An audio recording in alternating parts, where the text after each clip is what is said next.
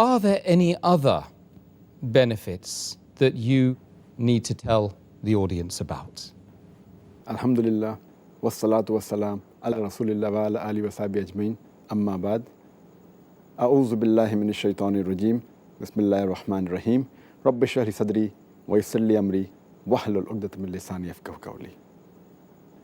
As far as benefits, besides religious and spiritual benefits, there are various benefits of fasting.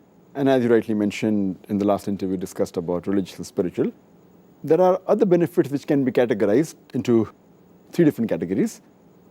Physical benefits of fasting, there are psychological benefits of fasting, as well as there are social benefits of fasting. I see.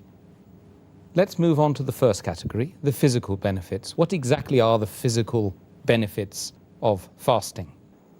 Since fasting mainly involves in abstaining from food, drink, and sex from dawn up to sunset, here we realize that the stomach is the main organ of the body which has the maximum diseases, maximum ailments. That's why beloved Prophet Muhammad said. It's mentioned in Ibn Majah, volume number 4, hadith number 3349. Our beloved Prophet said that there is nothing better that a son of Adam can fill in the container with more evils than the stomach. It is sufficient for a man to be on his feet with a few morsels. But if he has to eat more, he can divide the stomach into three parts.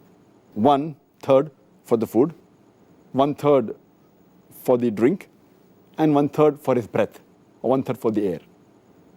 So what we realize that the maximum diseases originate in the stomach because it's house for bacteria. And the food that we eat, it enters the stomach. From the stomach, it gets digested, goes into the intestinal tract. Then the food nutrients enter the bloodstream and then goes to almost all the different organs of the body. And we realize that the stomach is working continuously throughout the life. It never gets any rest. When we fast, this stomach, which is a very delicate organ, though it's very delicate, it is a very complicated organ. It's delicate, at the same time it's very important. It keeps on working throughout the day.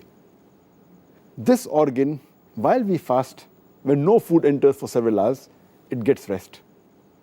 And the toxins that are there in the body, they are removed, they are purged out. So fasting is a very good way that physically it's beneficial for the body. It removes all the toxins and it helps in various diseases. What about the psychological impacts upon the human psyche regarding fasting? I think that's very important. As far as the psychological dimension is concerned, fasting helps in patience, forbearance, and perseverance. It helps a person to increase his self-control, his self-worth. It helps him to increase the self-reflexivity. Also, the self-training and discipline is improved. The main psychological benefit of fasting is the increase in patience and perseverance. And it can make a person who says, I cannot do, it can make him say, I can do. And fasting helps in the conditioning of the heart, body, mind, and soul. It improves the overall dimension of the human being. And fasting is a sort of training. It even helps in behavioral change. And changing a behavior is very difficult. A person who's used to a particular behavior, to change a person's behavior is very difficult. It is, as we say, that the best type of jihad is jihad fi nafs. That is, striving against your own soul. So to change the habits is one of the things which is most difficult, which fasting can do. And since jihad, that is going in the battlefield, is of utmost importance when required, if you cannot do jihad, if you cannot strive against your own soul, how can you strive against the enemy? So therefore, fasting helps in that dimension. That's the reason fasting was made fard before jihad. Fasting was made fard 15 years after Prophethood, in the second Hijri. And next year, 1 year later, jihad was made fard.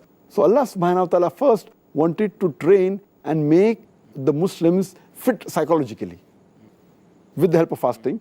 And then the qital part was made first, so psychologically it's very helpful.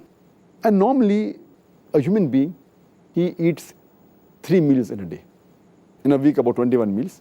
Now that is changed, that behavioral pattern of eating is changed to 2 meals, light meal late in the evening, early night, and before dawn.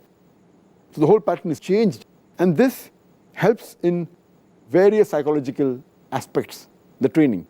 And today psychology, they tell us that if you can control your hunger, you can control almost all your desires. أمطري حبا وطهرا يا سماء واملئ الأرجاء سحرا ونقا ها هي الأرواح مذ أن بللت أرضنا بالغيث عادت للصفا أمطري غيثا مغيثا